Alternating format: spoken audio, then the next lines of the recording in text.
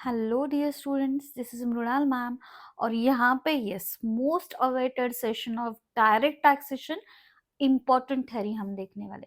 Basically देखो, ये 75% numericals, 25% theory, मतलब 35 मार्क्स के न्यूमेरिकल्स एंड 15 मार्क्स की थ्योरी, ऐसा ऑन एन एवरेज होता है। ठीक है, लेकिन बहुत सारे कॉलेजेस में ऐसे भी कहा गया है कि थ्योरी पूछेंगे, न्यूमेरिकल्स नहीं पूछेंगे। लेकिन बेसिकली डायरेक्ट टैक्स के ऊपर न्यूमेरिकल्स होते ही है, थ्योरी भी होती है। ठीक है, तो टेंशन दूर करने के लिए हम थ्योरी को भी करेंगे, न्यूमेरिकल्स को भी आपको करना है। ठीक है, और यस, यहाँ पे जो यूनिट 1 है, इंट्रोडक्शन टू डायरेक्ट टैक्स, उसमें हम फर्स्ट जो है यहाँ पे करेंगे 2 मार्क्स के लिए कि डायरेक्ट टैक्स क्या है, assessment year and previous year क्या है, पर्सन की definition, gross total income important है। ये दोनों भी, मतलब पूरा यूनिट 1 जो है ना, ये ऑल क्वेश्चंस आर इम्पॉर्टेंट। ठीक है, इसमें ये आपके 5 to 10 मार्क्स कवर हो जाएंगे, बहुत ज़्यादा इम्पॉर्टेंट है। और इसके अलावा 5 मार्क्स के लिए देखो, इसमें पूछे जा सकते हैं क्वेश्चन कि स्कोप ऑफ टोटल इनकम क्या है, रेसिडेंशियल स्टेटस उसका क्या है। तो उसमें 2 बेसिक कंडीशन, 2 एडिशनल कंडीशन होती है, वो भी आपको लिखनी है। आप गूगल करेंगे तो भी मिल जाएंगे इसके answers. Okay, direct indirect tax का difference, old tax regime, new tax regime का डिफरेंस इम्पॉर्टेंट है। और एग्रीकल्चरल इनकम की टैक्स ट्रीटमेंट जो है इंडिया में, उसको भी आपको करके रखना है।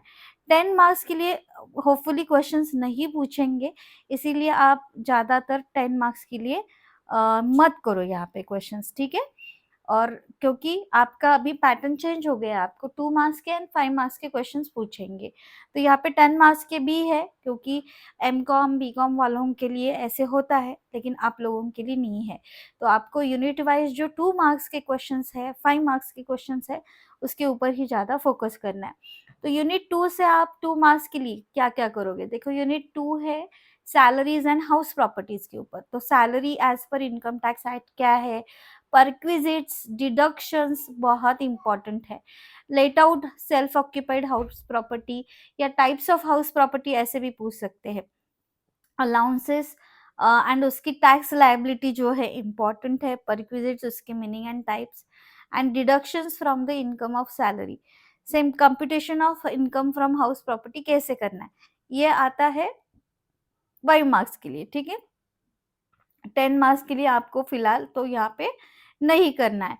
टॉपिक नंबर 3 जो है, unit number 3, profit and gain from business और प्रोफेशन, ये भी इक्वली इम्पॉर्टेंट है। इसमें बिजनेस इनकम क्या है, टैक्स ऑडिट रिपोर्ट कैसे क्या होता है, या 5 मार्क्स के लिए उसके ऊपर क्या क्या डिडक्शंस है, ये सब आपको करके रखने हैं। जो फोर्थ टॉपिक है कैपिटल गेन, थ्योरी के लिए यस वीएमपी है, थ्योरी के लिए पूछा जाने वाला मोस्ट इम्पॉर्टेंट टॉपिक ये है। ठीक है, क्योंकि इसके ऊपर न्यूमेरिकल 5 मार्क्स के ये आता है, तो आपको ये सभी क्वेश्चंस थ्योरी के इसमें करने हैं। 10 मार्क्स के आप यहाँ पे अवॉइड कर दो। ठीक है, आता है अभी last unit, net taxable income tax planning. All questions of 2 marks and 5 marks are important here. ठीक है, और ये जो 10 मार्क्स का यहाँ पे पूछा है, tax planning versus tax evasion, ये जो है, and procedure of filing income tax ITR, ये 5 मार्क्स के लिए आ सकते हैं। ठीक है, तो इसको आपको प्रिपेयर करके रखना है। न्यूमेरिकल्स का क्या आ सकता है और क्या वेटेज रहेगा? न्यूमेरिकल्स इनकम फ्रॉम सैलरी आपको यहाँ पे करना पड़ेगा ही पड़ेगा। हाउस प्रॉपर्टी, बिजनेस प्रोफेशन, 3 ऐसे टाइप्स है, ये करेंगे ना आप तो 100% आप पास हो जाएंगे।